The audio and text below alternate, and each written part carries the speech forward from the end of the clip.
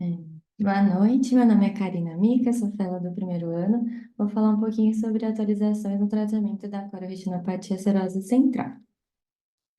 Então, a cirrose central, né, ela faz parte desse espectro de doenças que é a PAC coroide, né? E dentro dela tem esses seis fenótipos, né, do espectro paquicoroide. Então, a epitelipatia pigmentar paquicoroide é uma forma frusta da cirrose central, né? E a cirrose central ela pode evoluir com uma neovasculopatia paquicoroide. Além disso, ela pode estar ou não associada à vasculopatia polipoidal coroide. E tem essas duas outras entidades também, que é a escavação focal da coroide e a paquicoroide peripapilar. Então, vou falar mais sobre a serosa hoje. E quais são as características, né, que elas têm em comum para fazer parte desse espectro paquicoroide? Então, a gente tem o espessamento da coroide e os paquivasos, tendo então um engurgitamento vascular da camada de Haller, que é uma camada mais externa, que acaba atenuando as camadas mais internas da coroide, que é a Saddler e a corocapular.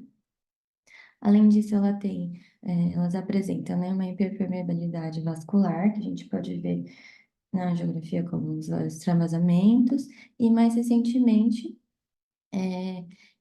para entender melhor a fisiopatologia, né, foi estudado que existem essas anastomoses interverticosas. Geralmente as verticosas, elas não acabam cruzando, né, o meridiano vertical, horizontal, mas as doenças desse espectro apresentam essas anastomoses interverticosas. Então, elas cruzam nessa área que chama watershed zone. Hum. E aí, como é a fisiopatologia da serosa, né? Ela não é totalmente compreendida, mas o que a gente entende hoje é que tem, então, esse aumento da espessura escleral, que acaba levando a uma congestão venosa crônica, né? Então, com a dilatação da camada de Haller, essas anastomoses interverticosas, que acabam gerando aumento da espessura da coroide, a papicoroide, e a dilatação da Haller, que eu tinha comentado. E nesse estágio que a gente tem a maior, vamos falar, o principal fator de risco, né, para essa doença, que é o uso dos corticosteroides, ela age nessa etapa dessa paquicoroide e aumento dos paquivasos. E esse aumento, então, acaba levando a essa compressão da córrea capilar, acabando, gerando uma isquemia e remodelamento vascular. Com isso, o EPR fica disfuncional, podendo levar ao acúmulo de fluido, né, sob EPR, fazendo um descolamento da retina seroso, né? E aí, aqui, eu trouxe esse artigo, que é bem recente, de maio desse ano, que ele estudou, é do grupo do Sarraf, né? E ele estudou um pouquinho mais sobre essa patogênese da cororetinopatia serosa central e a associação, então, da hiperpermeabilidade da coroide com essa ideia que ele trouxe de ter um bombeamento DPR reverso. Então, nesse artigo, ele responde essa pergunta de como que a hiperpermeabilidade da coroide e a paquicoroide podem levar ao extravasamento mais ativo do EPR para o espaço subretiniano. Então, ele trouxe nesse artigo uma série de 6 casos. Quatro deles tinham a cirrose central aguda e dois deles tinham uma cirrose central bolhosa. E aí, os quatro casos de cirrose aguda foram tratados somente com laser focal e as duas bolhosas foram tratadas tanto com laser focal e associado com o PDT e a verteporfina. E aí, o que que ele estudou, né? Então, que nessa imagem do ACT a gente consegue ver que existe esse sinal no meio do shrim, que é esse material hiperrefletivo subretiniano, tem esse sinal hiporreflectivo subretiniano, que a gente consegue ver também na angiografia como esse ponto bem focal de líquido bem precoce. E aí é nesse ponto que ele acabou tratando com o laser focal. Então, o que ele entendeu, né, tratando com laser focal e para entender a fisiopatologia, ele achou que o aumento da pressão hidrostática da coroide está associado também a algumas células DPR que fazem um bombeamento reverso. Então, em vez de DPR jogar o fluido para a coroide, como a gente tem esse aumento da pressão hidrostática da coroide, o fluido acaba se acumulando subretiniano. E aí o laser focal acaba agindo não só na destruição, diferentemente do PDT, né, que ele age afetando a coroide especificamente, o laser ele só destrói as células DPR. Então ele viu que houve resposta desses pacientes usando somente o laser focal, pensando que esse EPR, algumas células DPR podem ter um componente de uma bomba reversa levando ao acúmulo do fluido subretiniano. Então, geralmente, a cirrose central acaba afetando pacientes de 20 e 50 anos, mais comum nos pacientes do sexo masculino, uma incidência de mais ou menos 9, 10 pessoas a cada 100 mil. E os principais fatores de risco, né, que podem levar à cirrose são o que eu tinha falado do uso do corticosteroides, tanto tópico, oral, sistêmico, personalidade tipo A, que são mais pacientes mais ansiosos, o hipercortisolismo sistêmico, tanto na doença de Cushing ou durante a gestação que a gente tem esse aumento.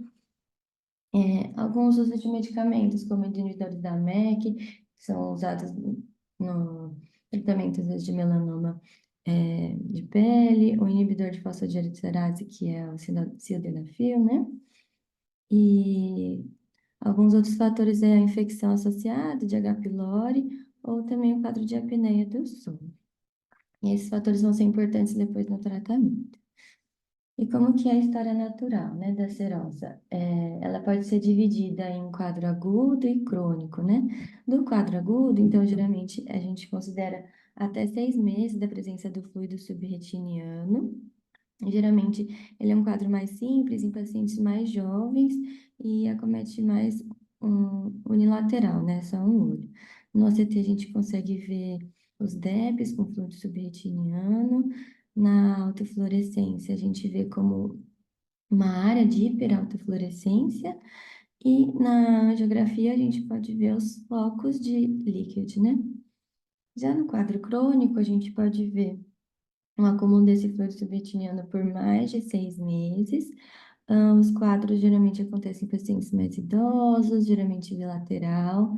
No ACT a gente consegue ver os DEPs também. Na autofluorescência ele já mistura um pouquinho aquele hiper com áreas de hiperfluorescência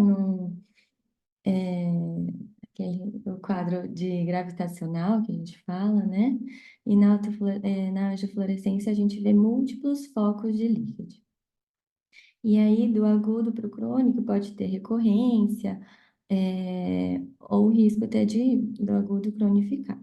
Então, geralmente, a maioria dos quadros agudos tem uma melhora espontânea em até 4 meses, com risco de recorrência no primeiro ano de 30% a 50%.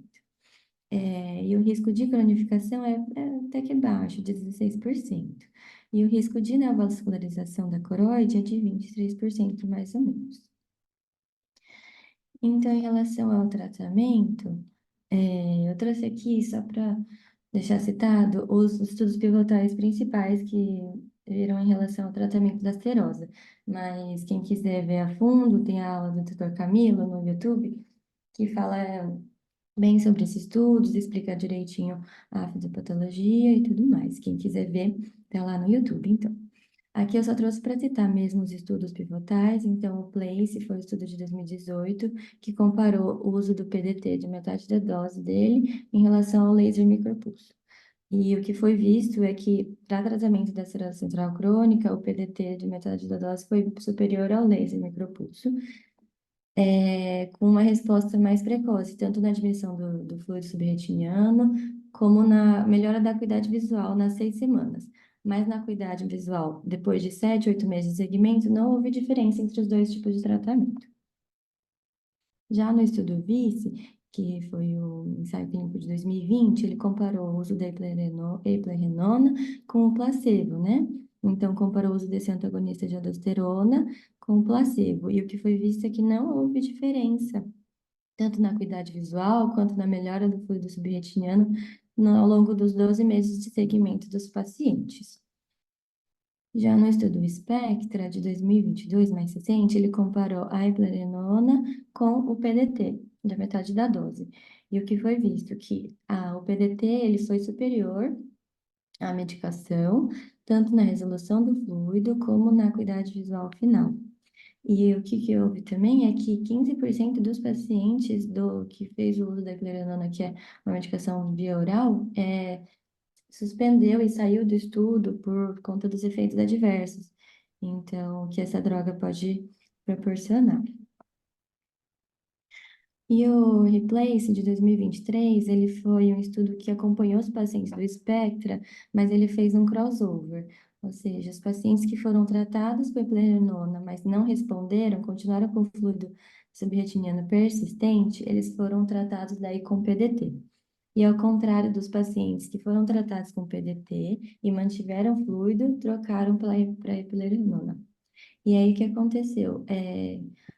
82% dos pacientes tratados com a medicação via oral ainda mantiveram fluido. E depois que foram tratados com PDT, 85% mais ou menos respondeu bem. Já os pacientes que fizeram o primeiro tratamento com PDT, a maior parte teve boa resposta, por isso só 22% fez o crossover para a medicação da via oral, e aí metade deles acabou respondendo. Então, a gente vê que o PDT teve uma melhor resposta em relação à medicação via oral, mesmo no retratamento. E aí, então, eu trouxe aqui esses dois artigos recentes. O primeiro é um guideline mesmo, de fevereiro desse ano, e o outro foi uma revisão da cirrose central, e ele traz informações desde fisiopatologia e cada um dos tipos de tratamento que podem ser empregados nessa doença. Então, para o diagnóstico da cirrose, né, ele fala que tem dois critérios maiores, que é a presença do descolamento neurosensorial seroso em polo posterior, visto no ACT, e pelo menos uma área com alteração do EPR, que pode ser visto tanto na autofluorescência, como no ACT, ou na imagem infrared. E alguns critérios menores que podem ou não eles não são essenciais, são algumas áreas de hiperfluorescência placardin na fase intermediária da endocianina verde, alguns pontos focais de extravasamento na angiofluoresceína e o aumento da espessura da coroide, maior de 400 micras, visto no OCT.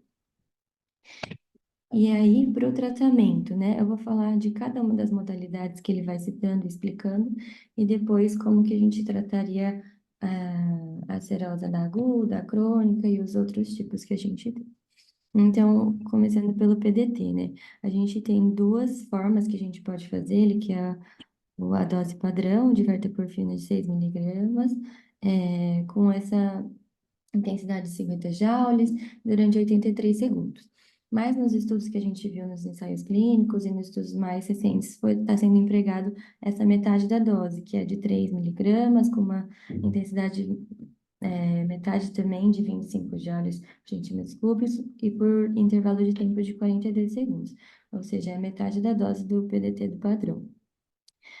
O PDT ele pode trazer alguns efeitos adversos, né, como a cefaleia, náusea, dispneia, síncope, e o que ele pode trazer também é esse aumento transitório do fluido subretiniano. Então, o paciente pode apresentar uma piora dos sintomas por 4 semanas em até 38% dos pacientes que fazem o tratamento. Então, isso pode ser esperado. E a principal indicação dele é na cirrose central aguda, onde ele mostra uma melhora mais rápida, né, do fluido subretiniano e a recuperação da sensibilidade retiniana. Mas, em relação à acuidade visual final, ele não tem diferença, se é fazer o uso dele ou não. E aí, o que eu só trouxe para relembrar que o PLACE e o SPECTRA foram os dois estudos que compararam o PDT da metade da dose, o primeiro com laser micropulso e o segundo com eplerenol. Já o tratamento com laser convencional, né? Ele pode ser uma alternativa nos quadros que tem aqueles pontos focais de líquido que eu comentei no começo em relação à fisiopatologia dele, mas tem seus pontos de líquido extramaculares, então pelo menos 500 micras da fóvea, guiados pela angiofluoresceinografia, né? E os efeitos adversos que o laser pode trazer são escotomas, algumas perdas visuais, diminuição da sensibilidade ao contraste, e às vezes pode presidir uma evolução para uma membrana neovascular. E o que é difícil nesse laser também é que tem uma grande variedade dos parâmetros do uso do laser, então, tanto no tempo, a energia empregada, e aí por isso que ele cita no artigo que os resultados do uso do laser são um pouco duvidosos, porque existe essa variedade dos parâmetros e confunde também com a história natural da doença, de uma melhora espontânea, né? Então ainda não tem os estudos comprovando sua eficácia. E o que ele fala também que deixa os resultados um pouco duvidosos é porque o alvo do laser não é o EPR. E diferentemente do PDT, que atinge especialmente a coroide, que é a principal base da fisiopatologia da serose central, o laser ele acaba atingindo o EPR. E tem essa meta-análise recente do Van Dijk de 2022 que ele cita que o tratamento da cirrose crônica com o micropulso não teve uma melhora significativa em relação ao grupo que não recebeu nenhum tratamento, ou seja, uma melhora espontânea não teve diferença em relação ao laser micropulso. Já o tratamento com termoterapia transpupilar, né? Ele é usado mais convencionalmente para o tratamento do melanoma de coroide, e o seu mecanismo de ação é uma indução de uma trombose vascular com a apoptose dessas células endoteliais. E aí eles tratam algumas patologias coroidianas, como melanoma de coroide, mas foi tentado ver o seu uso na serose central. O principal efeito adverso dele foi o infarto macular. Então, não tem nenhum estudo ainda comprovando sua eficácia e segurança desse uso. A terapia seletiva da retina, então, ele usa o laser de argônio para formar essas umas microbolhas nas células do EPR. E isso acaba destruindo seletivamente as células que têm um alto pico de temperatura, ou seja, as células que têm uma disfunção, né, as células disfuncionais do EPR, sem lesionar a coroide e a retina neurosensorial. Mas ainda tem muito poucos estudos de ensaio clínico, retrospectivo que embasem o uso dessa terapia. Mas ele parece ser um procedimento assim seguro e com boa resolução a curto prazo, mas ainda precisam de estudos mais robustos. E esse tratamento seletivo da retina, né? Ele trata também, igual o laser, só o EPR e não a coroide. Já o uso do anti-VEGF, né? Ele pode ser usado para tratar principalmente o fluxo subretiniano, mas a gente não sabe, é difícil diferenciar quando a gente olha os casos, se o fluido é secundário somente à serosa ou se tem uma membrana neovascular associada. Por isso que ele cita também que com o advento da CTA é cada vez mais importante a gente usar ele para a gente diferenciar os quadros que têm associação com membrana neovascular, e esses seriam os casos que têm indicação do uso do anti-VEGF, e não somente os casos de cirrose central sem membrana. E o que eu tinha comentado também é que às vezes tem associação da doença da cirrose central com a vasculopatia polipoidal. E aí, nesses casos, sim, teria indicação e benefício do uso do anti-VEGF. Mas se for para tratar somente a cirrose central, não tem benefício. O uso do antagonista receptor de mineralocorticoide, né? Que é a eplerenona ou espironolactona. Então, na fisiopatologia da cirrose central, a gente tem um aumento da expressão desses receptores na retina e na coroide, e por isso que essa medicação teria seu uso nessa doença. Como a eplerenona é um pouco mais seletiva, ela tem menos efeitos colaterais, então, como ginecomastia, tontura, náuseas, diarreia. E os dois estudos que embasaram seu uso foi o VIS e o SPECTRA, que na verdade eles mostraram que não houve diferença comparado com o placebo e a eplerenona foi inferior ao PDT. Já a espironolactona, ela tem um potencial benefício, mas também não tem estudos embasando seu uso até o momento.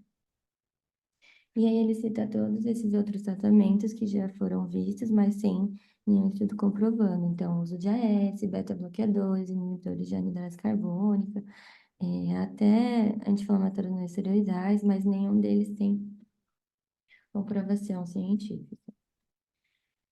Então, como é que a gente faz o tratamento, né, da cirrose central aguda, que é aquele que tem a fluido subretiniano até 6 meses? Então, pode ser feito um tratamento expectante até 4 meses, naqueles que têm um ponto focal, somente um ponto focal de líquido e uma atrofia mínima do EPR. Já o uso do laser de argônio, ele pode ser feito naqueles quadros que têm aqueles focos extrafoveais de extravasamento, que eu comentei. Ou o uso do PDT, na metade da dose, ele pode ser usado naqueles que necessitam de uma recuperação mais rápida da acuidade visual, né, e resolução mais precoce do fluido subretiniano. Ou naqueles casos de recorrência, que eu falei que no primeiro ano pode ter maior chance de ter recorrência, ou quando tem um quadro de cirrose aguda bilateral. E aí no artigo ele coloca até esse fluxograma. Tá meio pequeno, acho que de ver aqui, mas só de como fazer o segmento dos pacientes com a cirrose aguda, então. Aqui tem os principais sinais que a gente pode ver para fazer o diagnóstico, e aí é importante a gente fazer, então, os exames complementares de endocianina e angiofluorescinografia, para a gente ver se tem o líquido ou não. E aí acompanhar principalmente com a CTA, anjo e endocianina, para a gente ver se tem associação ou não com membrana. Se tiver, a gente faz anti-VEGF. Se for somente um ponto focal, aí a gente pode fazer o tratamento com PDT ou observação. Ou se não tiver líquido nos exames, a gente pode somente acompanhar. Na cirrose central crônica, então, a gente pode o uso do antagonista de receptor de mineralocorticoide, então não tem evidência clínica. O laser de argônio, por conta da falta eu vou comentar mais para frente, da falta da disponibilidade do PDT, né, esse alto custo, a gente pode até usar o laser de argônio, mas a gente não tem dados de segmento mais a longo prazo desses pacientes. Ou usar o PDT de metade da dose, que é o tratamento, na verdade, mais efetivo e seguro, mas ele é pouco disponível. E aqui também tem o fluxograma que ele coloca no artigo para a gente seguir esses pacientes de cirrose central crônica, então. Aí, os pacientes que têm a cirrose central associada a uma neovascularização da coroide, quais são os principais fatores de risco para os pacientes evoluírem com a neovascularização, né? Então, são pacientes que têm idade mais avançada, pacientes do sexo feminino, com uma baixa visão no exame de entrada já, um tempo mais prolongado de doença, mais de 6 meses a um ano, quem apresenta um DEP mais largo no CT, de base mais larga no diagnóstico. Os pacientes que têm episódios recorrentes ou que têm líquido foveal na anjo podem evoluir com neovascularização. E aí, nesses casos, a gente pode usar o anti-VEGF, junto ou não do PDT, dependendo da disponibilidade do PDT. Na cirrose central grave, são os quadros que têm, então, pacientes que apresentam uma atrofia difusa do EPR com um diâmetro mais de 5 diâmetros de disco visto na angiofluorescinografia, ou aqueles que têm mais de 2 pontos separados de líquido na anjo, aqueles que têm uma área difusa de líquido, mas sem um ponto focal de extravasamento precoce, ou aqueles que apresentam já uma degeneração cistoide associada aos DEPs. E aí, nesses quadros mais graves, eles têm pouca resposta ao PDT. Então, o que ele orienta é fazer uma investigação melhor do quadro e avaliar se tem membrana associada ou não, porque às vezes tem, e aí seria o tratamento com anti-VEGF. Nos quadros de cirrose com fluido persistente, né? Quem são os pacientes que têm mais risco? São de pacientes de idade mais avançada, sexo masculino, também com uma visão pior, né, de entrada, apresentando esse líquido difuso na anjo, e sem a hiperfluorescência difusa na endocianina verde. E aí, esses pacientes, eles podem receber um retratamento com PDT de metade da dose se eles tiverem já feito anteriormente. Então, os pacientes podem, com cirrose central crônica, então, que fizeram um tratamento com PDT e continuaram com fluido persistente, eles podem fazer o retratamento. E o que foi visto nesses dois estudos que eu citei aqui, o REPLACE e o SPECS, é que eles fizeram um crossover, então, do tratamento com PDT para micropulso no primeiro, e 78% teve resolução. E no segundo, o crossover da eplerenona para o PDT, que também teve uma boa resposta.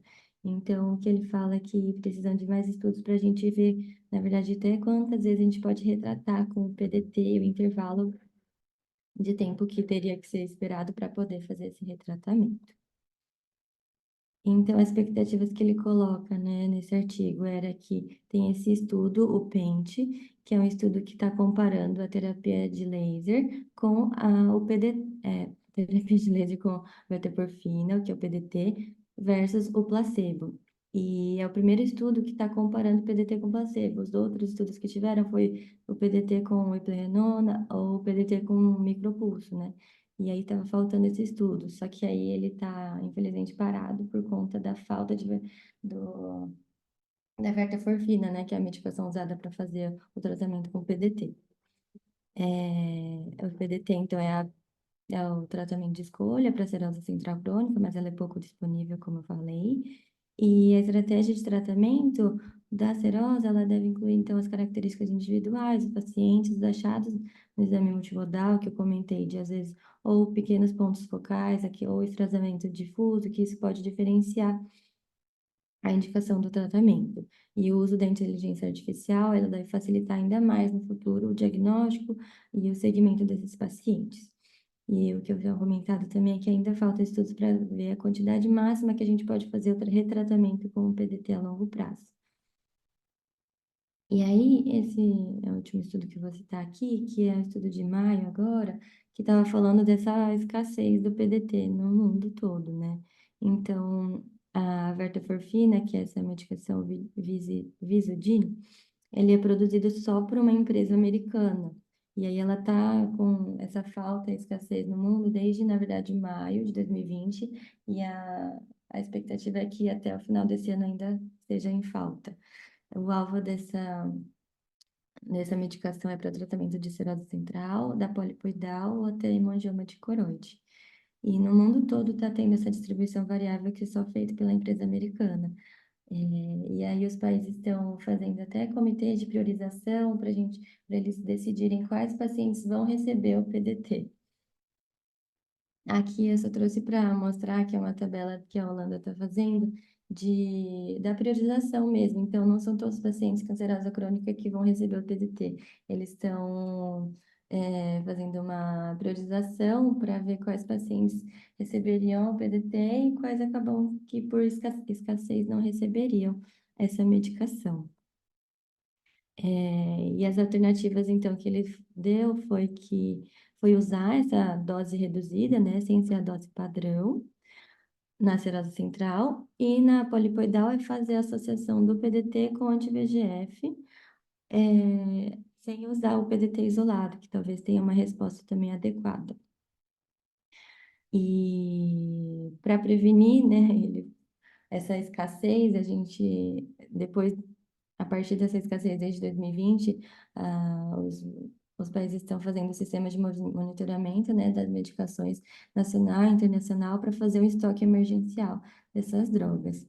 E o que ele achou que trouxe de benefício que essa escassez proporcionou foi que teve mais discussão de outras alternativas de tratamento da serosa, né?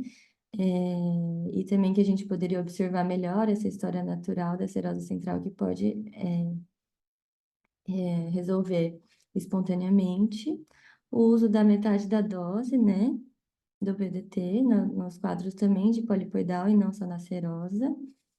E a possibilidade também de avaliar o tratamento da polipoidal com ou aflibercept isolado, ou laser focal, ou essa metade da dose do PDT. Então, ainda está escasso no mundo, e a previsão é até o final do ano ainda continuar com essa dificuldade de disponibilidade. E essas foram as minhas referências. Obrigada.